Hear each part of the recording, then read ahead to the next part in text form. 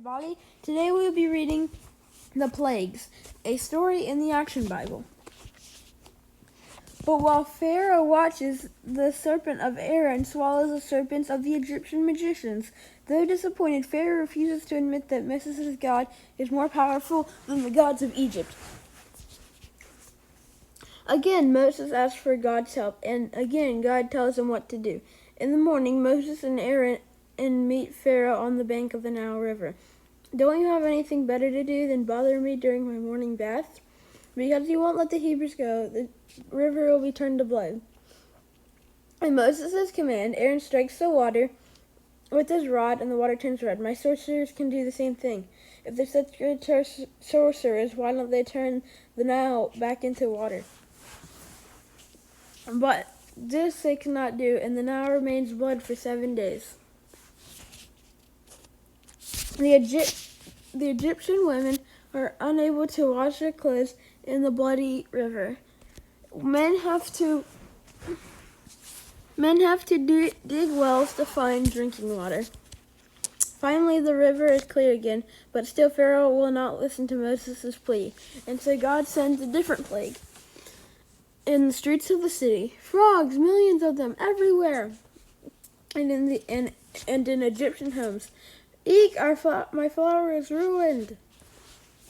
Even in the palace, "I can't stand these filthy creatures. Send for Moses and Aaron. Ask your gods to take away the frogs, and I will let the Hebrews go. It will be as you say." But when the frogs are gone, Pharaoh breaks his promise, so God proceeds with his next wonder. God torments the Egyptians with a plague of gnats. They infest everything. The Egyptians can't get them out of their houses, their hair, even their beds.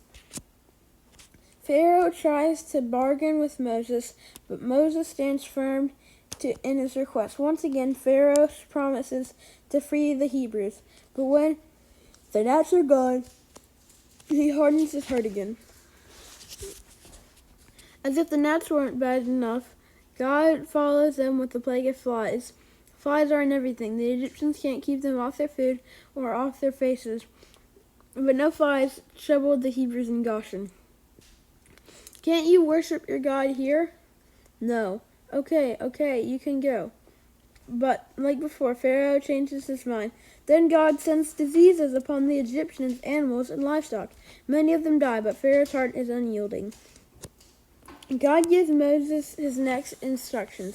He and Aaron interrupt Pharaoh's court to throw soot in the air.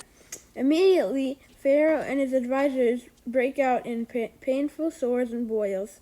The rest of Egypt is struck with the same disease as well, but Pharaoh stubbornly refuses to recognize God's power and authority.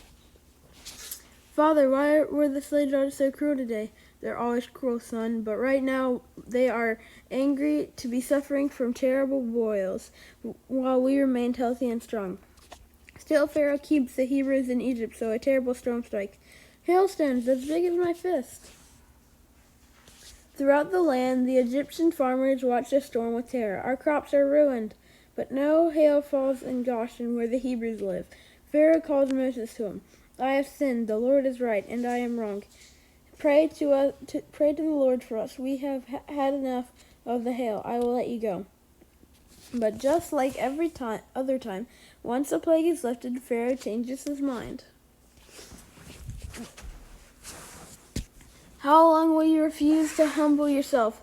Let my people go, or I'll send locusts to destroy anything that's left alive in this land." Pharaoh's advisors agree with Moses. "Please let the Hebrews go already.